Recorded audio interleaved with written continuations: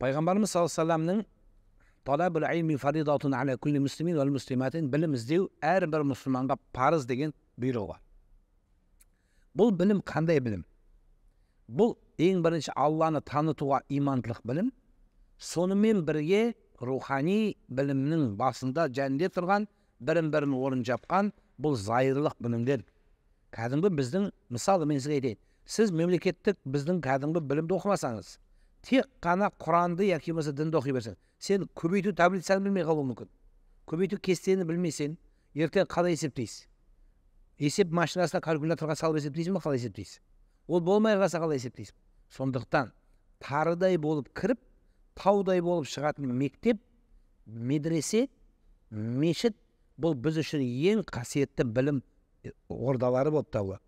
Сондықтан айтқан болар едім, зайырлық білім, біз бірінші мемлекетіміз зайыр. Мемлекетіміздегі барлық заңды реттеу механизмдері Құранның аятымен емес, зайырлықтың үкімдерімен, принциптерімен қалыптасқан. Әлбетте, біздің кейбір тұстары, дінге сәл екеуі жанаспай қалатын жерлер бар. Бірақ сол жерден алтын жол тапқан біздің ғұламаларымыз.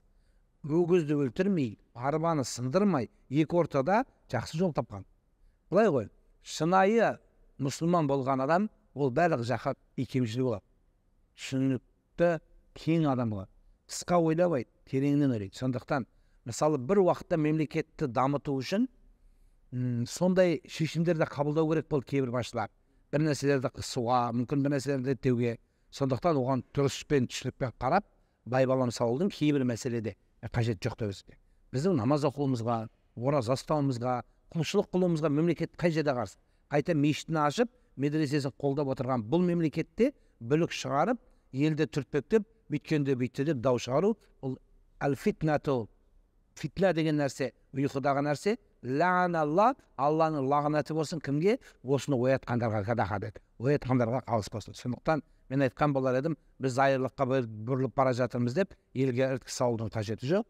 Біздің мемлекетіміз руханиятты қолдаған, кәдімгі ата-бабамыздың жолдаған, өсіп өркендеп келе жатқан келешегі келелі үлкен мемлекет екенімізге анық сенейік, және сол бағытта дұғада болайық.